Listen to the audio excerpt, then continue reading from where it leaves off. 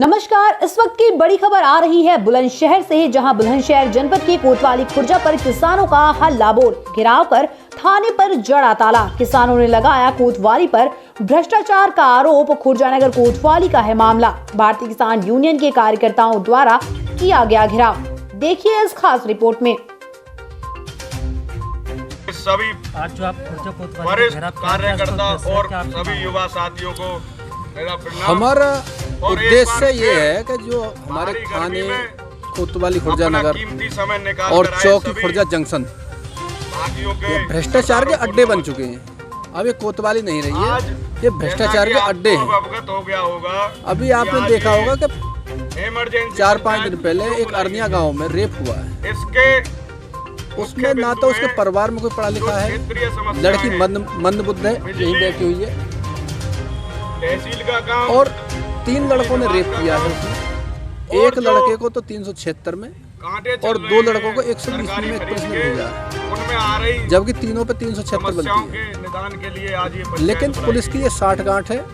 अनपढ़ परिवार का अनपढ़ होना इनके लिए फायदे का सौदा हो गया, क्योंकि इनके बहन बेटी तो है नहीं। किसी की बहन बेटी कुछ भी हो जाए, लेकिन इन्हें पैसे से काम है। दूसरा मामला है कलंदरगढ़ी में एक मेंढ कट्टी की शिकायत पर पहले तो उनके लिए कोटि श्रद्धांजलि। दोनों पक्षों दूसरे पक्ष ने शिकायत की कि मेंढ काट दी गई है मेरी चौकी माँ। पहले वक्ता कह रहे थे, जबकि जिसने मेंढ काटी थी उसने घास सुखाने के लिए मेंढ काटी थी। उसमें चेटियां जो सोरियां निकल रही, पानी निकल रहा था और उसने मेंढ वहीं बांध दी थी। घोषित किया गया है। मैंने फोन किया चौकी में कि इन दोनों का आप समझौता करा दो, और मेंढ जैसी थी वैसी की वैसी बांध दी गई है। उनको गलतफहमी हो गई है। जो स्वामीनाथन तो ठीक है जी, फैसला करा देंगे। लेकिन जब वहाँ किसान पहुँचे तो उनको धमकाया गया, तरीके से तुम्हें 5,000 रुपए दे दो वरना तुम्हें जेल जाना पड़ेगा।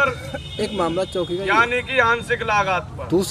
तीसरा मामला है मदनपुर में झगड़ा हुआ था। झगड़े में एक तरफा कार्रवाई की है, जबकि झगड़े में तो दोनों तरफ से सरकार एक तरफा कार्रवाई। दूसरी पार्टी से पैसे लेकर के उन्होंने एक तरफा कार्रवाई की है। वो रोजाना इनके पास आते हैं, कभी चौकी में कभी थाने में, लेकिन उनकी कोई सुनवाई नहीं। किसान को गुमराह करके। चौथा मामला है शोएब अहमद है। लगभग 1 महीने पहले इनका 23,000 रुपए का फ्रॉड हुआ था इनके साथ में, और इन्होंने तहरीर दी थी। उस पर अभी तक कोई कार्रवाई नहीं है। और वो इस क्षेत्र में फ्रॉड के विद्वानों की रिपोर्ट टीम है, पूरा गैंग है, बहुत बड़े रूप से सक्रिय है, और पुलिस उस पर कोई कार्रवाई नहीं कर रही है।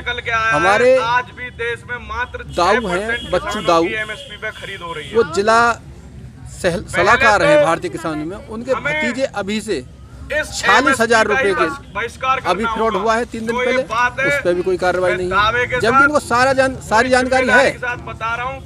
इनको सारी जानकारी है।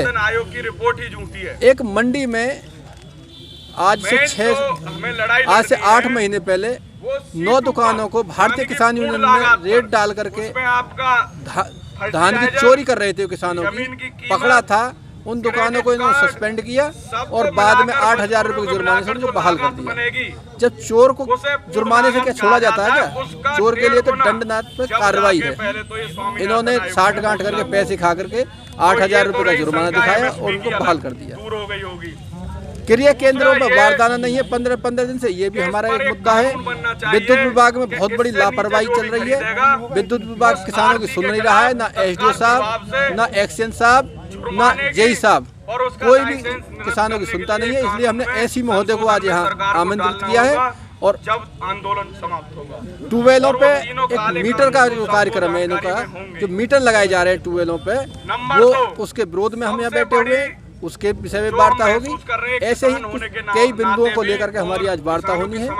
अगर हमारा समाधान नहीं होता है तो हम यहाँ अनिश्चितकालीन धरने में, इस धरने को अनिश्चितकालीन धरने में तब्दील करेंगे। सबसे बड़ी समस्या है।